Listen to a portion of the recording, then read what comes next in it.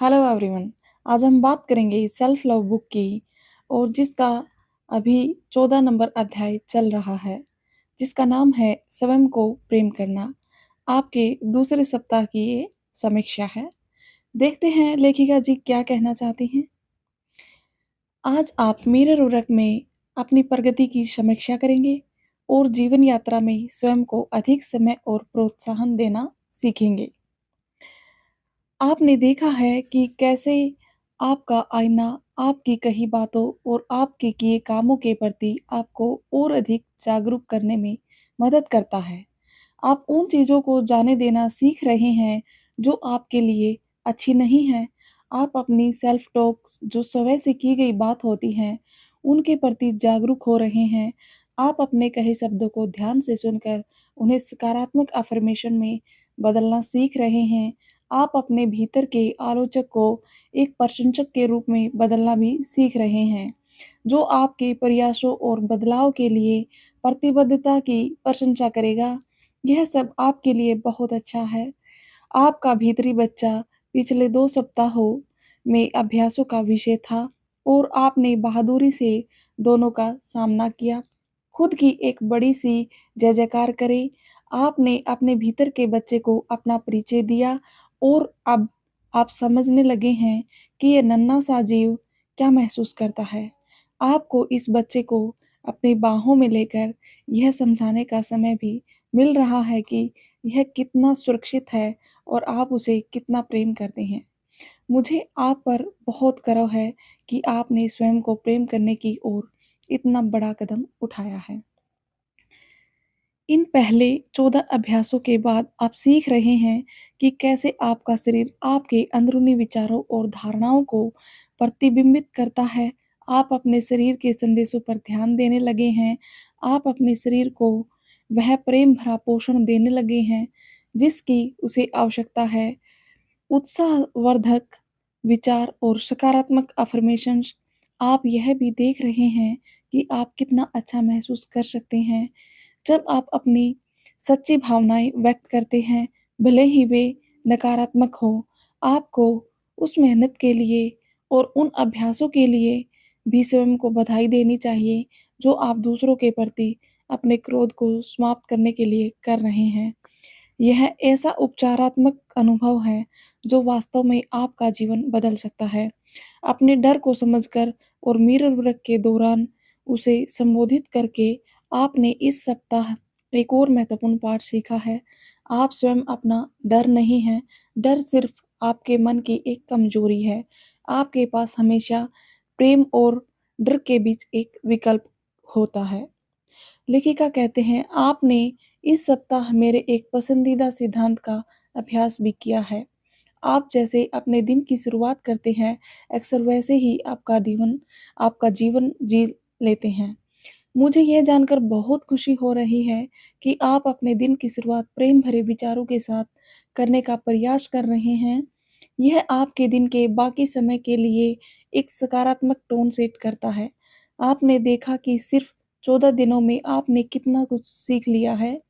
Mirror work के इस नए अनुभव से गुजरते हुए स्वयं को हर प्रकार का प्रोत्साहन देते रहिए।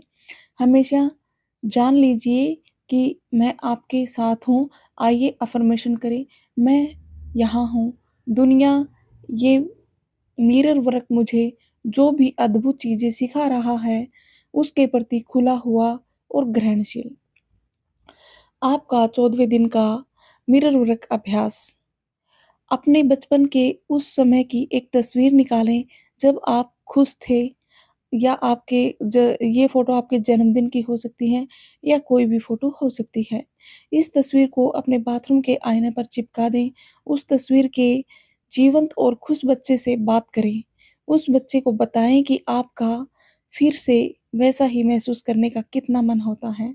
अपने भीतर के बच्चे से अपनी वास्तविक भावनाओं की और जो बात आपको रोक रही है, उसकी चर्चा करें। अपने आप से ये अफ़र्मेशन कहें, मैं अपने सारे डर बाहर निकालने को तैयार हूँ। मैं सुरक्षित हूँ। मैं अपने भीतर के बच्चे को प्रेम करती हूँ। मैं तुमको प्रेम करती हूँ। मैं खुश हूँ, मैं संतुष्ट हूँ और मुझे प्रेम मिलता है। इन अफ़र्मेशन को 10 बार दोहरा सकते हैं। आपका दैनिकी अभ्यास नंबर 1, अपनी दैनिकी निकालें और 7वें दिन के पहले अभ्यास वाला पृष्ठ निकालें। उन भावनाओं और टिप्पणियों को पढ़ें जो आपने उस दिन के मिरर वर्क के बाद लिखी थी। एक नए पेज पर आज के मिरर वर्क के दूसरे सप्ताह के बाद की भावनाएँ और टिप्पणियाँ लिखें। क्या अब आपको अभ्यास आसान लगने लगे हैं? क्या अब आईने में देखने में अधिक सहज महसूस करते हो? इन सब चीज़ों का आप जवाब लिखें। लिखें कि आपको कहाँ सबसे अधिक सफलता मिल रही है। लिखें कि कहाँ आपको सबसे अधिक मुश्किल हो रही है।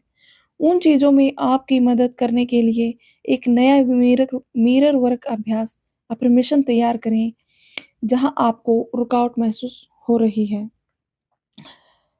आपका हार्ट थॉट रहेगा, मैं सिर्फ़ अपनी भव्यता देखना चाहता हूँ। अपने मन से और अपने जीवन से प्रत्येक नकारात्मक, हानिकारक, डरावना विचार, सोच दूर करने का चुनाव करें। अब किसी भी प्रकार के हानिकारक विचार या बातचीत को ना सुनें और न उसका हिस्सा बनें।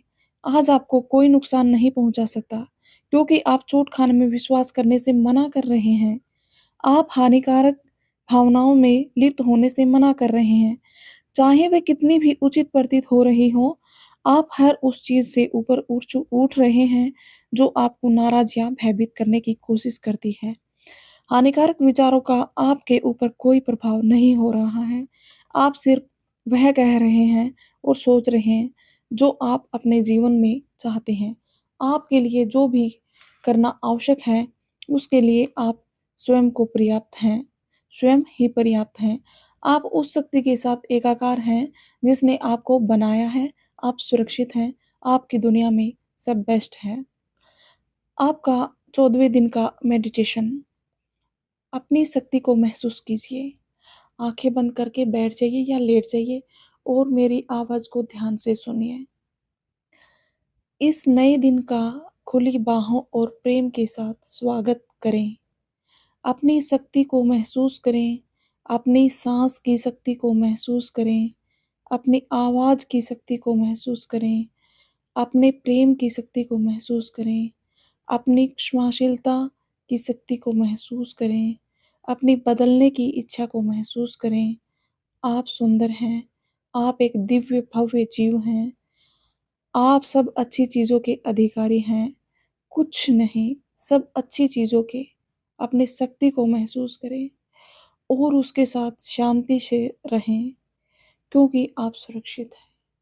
आप धीरे-धीरे अपनी आँखें खोल सकते हैं और गहरी साँस लें और आप बहुत अच्छा महसूस करेंगे।